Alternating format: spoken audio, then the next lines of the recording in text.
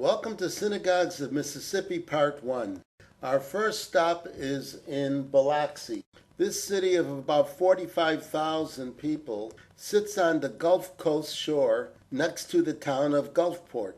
When it comes to Jews and Mississippi, this is more today about what was than what is. Most estimate that there are about 1,500 Jews in Mississippi, and the majority are in Jackson. One thinks of Biloxi and Neil Simon's autobiographical play turned into movie Biloxi Blues, and the experiences of a New York Jew in the military in the Deep South. Regardless, we are looking at the residence that houses Chabad of Southern Mississippi. Rabbi Akiva Hall is its director. He is a local boy who grew up in Ocean Springs, Mississippi, got his Torah education elsewhere, and returned to his roots to give chizuk or strength to his fellow Mississippi Jews. More about Biloxi Chabad in a moment, but first let's turn to another synagogue in Biloxi. This is the current home of Congregation Beth Israel, a conservative synagogue. Biloxi is unique in that its Jewish identity in terms of group awareness is defined as either Chabad Orthodox or Beth Israel Conservative. All the other synagogues that we will view in the state of Mississippi are Reform temples. The congregation moved to this site in 2009. Its previous building was destroyed by Hurricane Katrina in 2005. In the interim, it used the rented space in a Methodist church, and on the holidays, a chapel at Keesler Air Force Base. The prior building that had been destroyed in 2005 had been built in 1958. The synagogue has used a visiting rabbi who leads services and Torah study usually once or twice a month. In 2015, it had about 45 or so members and 10 students in its Hebrew school.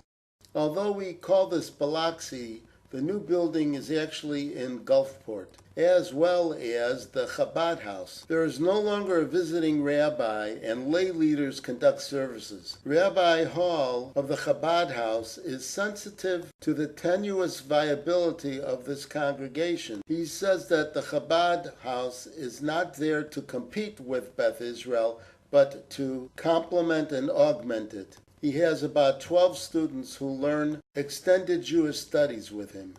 And now we move on to Cleveland, not Ohio, but a town of about 12,500 in the state of Mississippi. And this is Temple Adath Israel. The congregation was organized in 1923.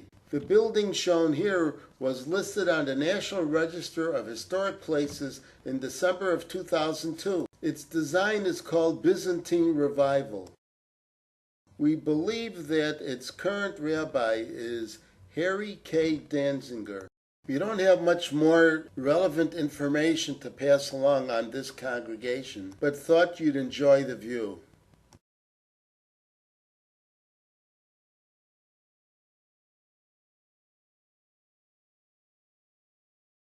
We move over to Columbus, again not Ohio but Mississippi, and Temple B'nai Israel.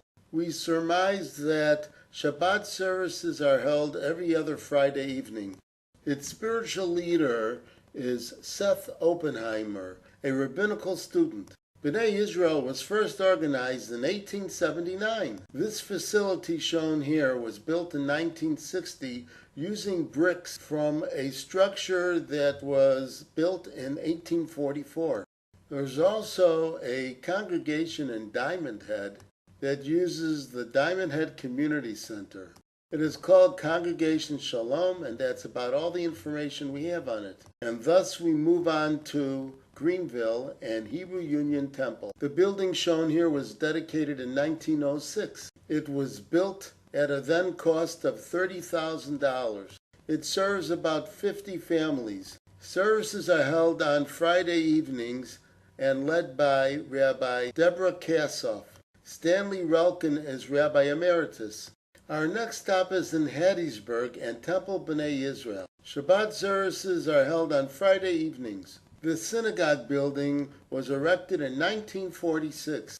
The congregation was originally formed as an Orthodox shul, but switched to the Reform allegiance in the 1930s. Its current spiritual leader is Yoni Greenberg.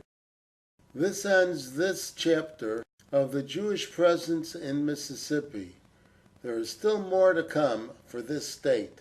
So, bye for now and see you real soon.